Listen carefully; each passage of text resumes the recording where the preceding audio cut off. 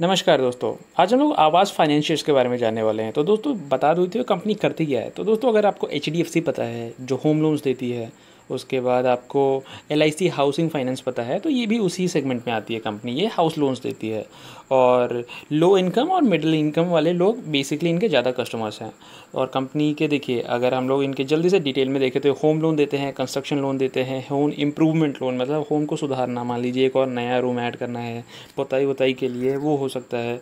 Loan against property देते हैं, MSME छोटे मीडियम जो बिज़नेस होते हैं उनके लिए लोन देते हैं। तो बेसिकली कंपनी का यही धंधा है। तो चलिए जल्दी से हम लोग इनके फाइनेंशियल्स पे चलते हैं। देखिए दोस्तों अगर आप देखेंगे तो आज कंपनी ट्रेड हो रही थी 2279 रुपीज़ पे और एक मंथ में कंपनी ने 13.35 रिटर्न्स दिया है। एक साल की बात करें तो 18.81। ये था लेवल जब कोविड हिट किया था इंडिया में, तो आप देख सकते हैं 870 तक पहुंच गई थी और कंपनी फ़िलहाल है अभी 2274। मतलब तब जिसने पैसा लगाया होगा पैसा 2.5 गुना ज़्यादा हो चुका है। 5 साल का चेक करो तो ये देखिए दोस्तों कंपनी ऊपर ही जा रही थी, ट्रेंड अच्छा था, बट कोविड की वजह से कंपनी का ग्राफ नीचे हो गया, बट फिर से कंपनी अपने लाइन पे आ चुकी है। और अगर हम लोग देखें कंपनी कब से लिस्टेड है तो 10 अक्टूबर 2018। तो इतने देर में ही कंपनी ने बहुत अच्छे ग्रोथ स्टोरी बोल सकते हैं। कंपनी की लिस्टिंग हुई थी उसकी 791 पे और अभी देख सकते हैं आप कंपनी 2279 के लेवल पे है। अगर हम लोग इन्वेस्टमेंट चेकलिस्ट देखें तो current price is more than intrinsic value, FD versus return देखें तो कंपनी अच्छे रिटर्न दे रही है। डिविडेंड के लिए जल्दी से चेक करते हैं तो यहाँ डिविडेंड के लिए कोई इन्फॉर्मेशन नहीं है, इसका मतलब कंपनी ने अभी तक कोई डिविडेंड नहीं दिया है। एंट्री पॉइंट अच्छा माना जाता है, स्टॉक अभी ओवरबॉट जोन में नहीं गया है और कंपनी के खिलाफ कोई रेड फ्लैग नहीं है। हमारे 42% एनालिस्ट आपको सजेस्ट करते हैं कि आप इस कंपनी को बाई कर सकते हैं।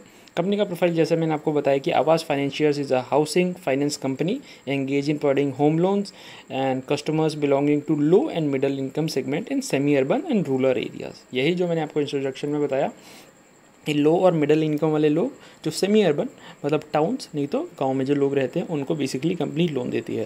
दोस्तों इसका एक और फ़ायदा होता है कि जो भी लोग मिडिल इनकम या फिर लो इनकम वाले लोग रहते हैं तो वो लोन किसी रीज़न के लिए लेते हैं। जैसे कि हम लोग कंपनी की बात करते हैं तो आप देख सकते हैं कि येस बैंक का देख सकते हैं जिन्होंने लोन बहुत सारी बड़ी बड़ी कंपनीज़ को दे दिया और आखिर में जाके वो नॉन परफॉर्मिंग एसेट बने तो एनपीएस बन गए।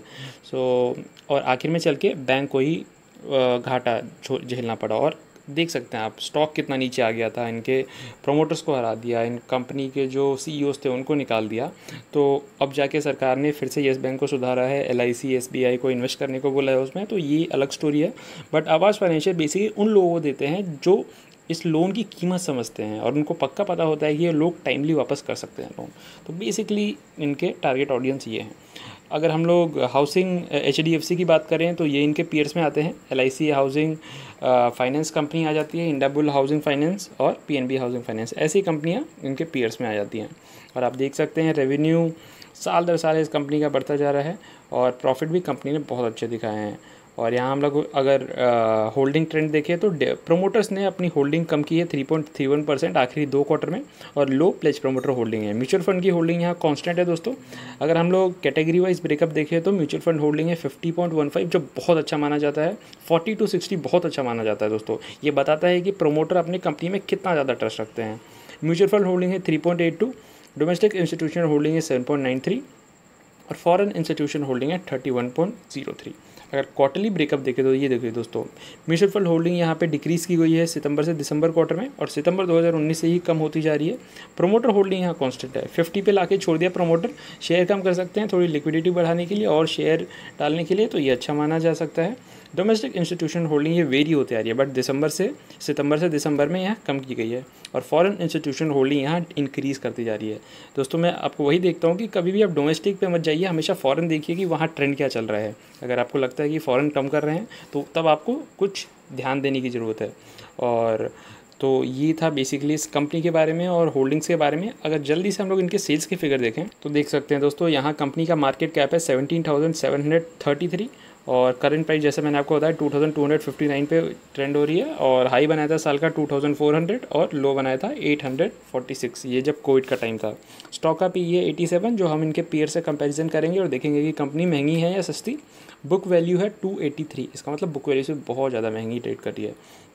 डिविडेंड यील्ड फ़िलहाल कंपनी कोई डिविडेंड दिया नहीं है, तो अभी इसके बारे में ज़ीरो है।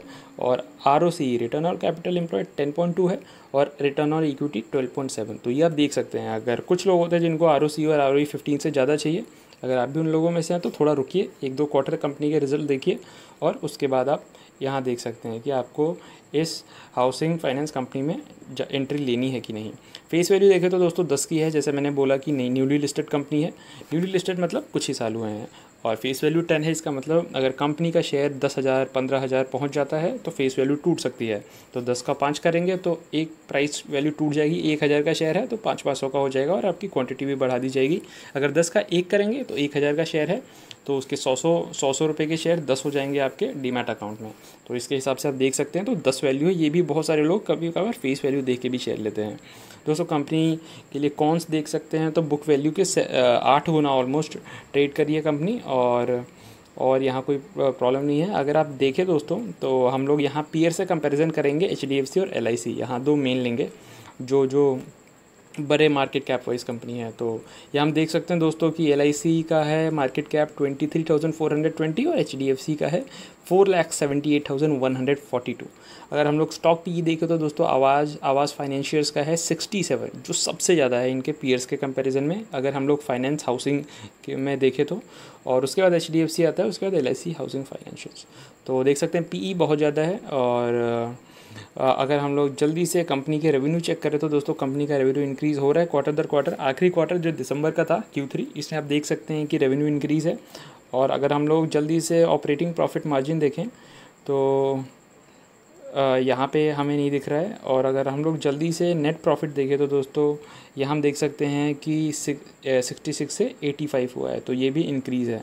तो दोस्तों कंपनी में कोई प्रॉब्लम नहीं है। और कंपनी जैसे मैंने बताया कि इंडिया में सबसे ज़्यादा सेगमेंट है अनऑर्गेनाइज सेगमेंट जो बिज़नेस पे है। और कंपनी हाउसिंग के लिए लोन्स देती है, MSMEs बिज़नेस जो खड़ा करना चाहते हैं उनके लिए लोन देती है और प्रॉपर्टी लोन देती है। तो कंपनी अच्छी है। और इनके पीयर जैसे मैंने बोला HDFC जैसी बेहतरीन कंपनियां हैं। तो अगर आपको एक हाउसिंग फाइनेंस में कंपनी में अगर अभी एंट्री लेनी अपने पोर्टफोलियो में डालना है तो आप या तो HDFC देख सकते हैं, वरना आवाज़ फाइनेंशियर्स भी बहुत अच्छी कंपनी है। तो आप इसके हिसाब से कि आपके पास आप मंथली कितना SIP कर सकते हो कंपनी में, उसके हिसाब से आप डिसाइड कर सकते हैं। ऑलमोस्ट अगर आप चेक करें तो करंट प्राइस 2200 है आवास फाइनेंशियर्स का, और HDFC का चेक करें तो 5000 पहुंच चुका है। तो अपने हिसाब से आपको जो कंपनी सही लगे आप उसको चूज़ करके उसमें SIP के थ्रू थोड़ा इन्वेस्ट कर सकते हैं। और जहाँ भी गिरावट मिले तो और थोड़ी और क्वांटिटीज़ ऐड कर सकते हैं। तो दोस्तों इसके साथ वीडियो ख़त्म करते हैं। नमस्कार।